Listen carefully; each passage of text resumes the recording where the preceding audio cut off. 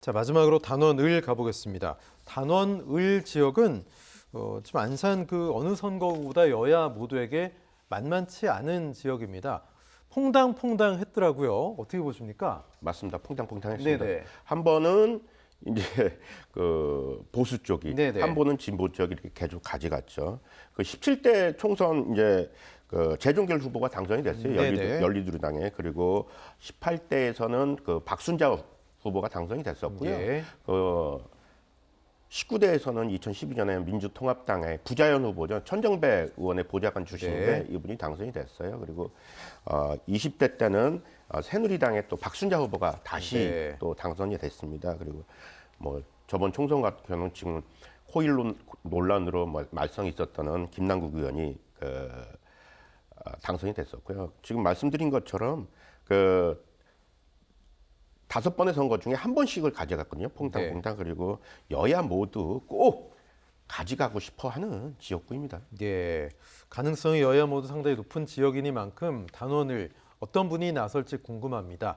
일단 김남국 전 의원의 출마 여부도 좀 궁금한데 어떻게 보십니까? 예, 그 단원 을 지역은 어쨌든 방금 설명해 주신 것처럼 안산시란 지역구 자체가 보수 정당한테 상당히 불리하고 서로 오고 싶지 않은 지역인데 예. 그래도 이 단원 을 지역은 지난번 안산시장 선거에서 국민의힘 후보가 승리할 때 그때 겨우 이제 0.7% 차로 신성을 했는데 네. 그때 이 지역에서 1.3%를 이기면서 다른 지역의 실점을 만회해서 결국은 역전승을 했던 지역이거든요.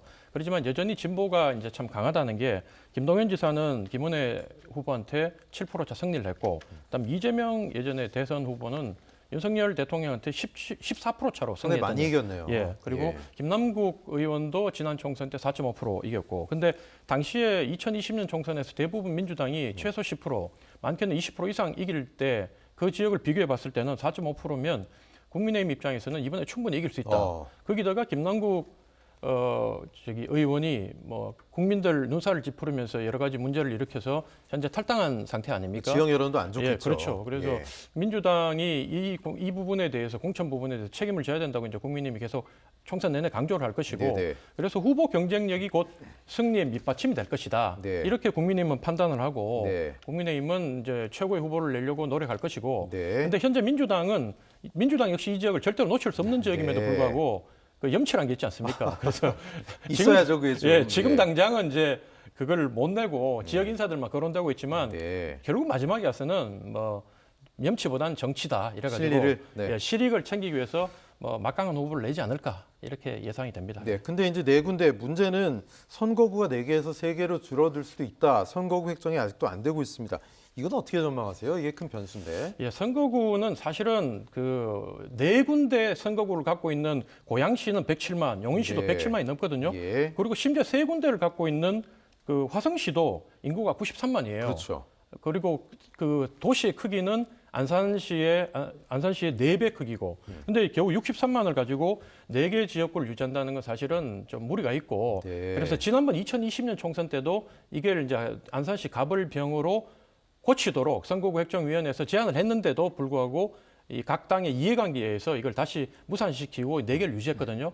그리고 현재도 여전히 안산시 국회의원들, 더불어민주당 의원들은 4개를 해야 된다고 강력 반발하고 있고, 그렇지만 어떻게든 이게 조정되는 게 순리고 또 국민 상식에 맞는 일이 아닌가 싶습니다. 예. 예, 상록 가불은 놔두고 단원이 좀 조정될 거다 하나로 이런 얘기 나오는데 그렇게 됐을 때 또 후보들이 가만히 안 있을 텐데요. 예, 저번에처럼 그 단원 가불이 합구가 된다면 예. 또 여기서는 뭐 또 단원을 같은 경우는 김남국 의원 같은 경우는 네. 지금 무소속이지 않습니까? 네. 근데 여기에 또 고영인 의원이 아마 출마할 예정이고요. 경선을 통해서 아마 단원 가불이 민주당 후보를 뽑지 않겠어요, 출마를. 그리고 예. 국민의힘 같은 경우는 아까 말씀드린 것처럼 그 박순자 전 의원이 조금 유력했었는데 지금 그 정치자금법 위반으로 그렇죠. 구속된 상황이에요. 네네. 그래서 국민의힘에서도 아마 출마를 희망하는 분들이 아마 경선을 통해서 나와야 되지 않겠냐 그렇게 생각하는데 국민의힘 쪽에서는 아마 전략 공천도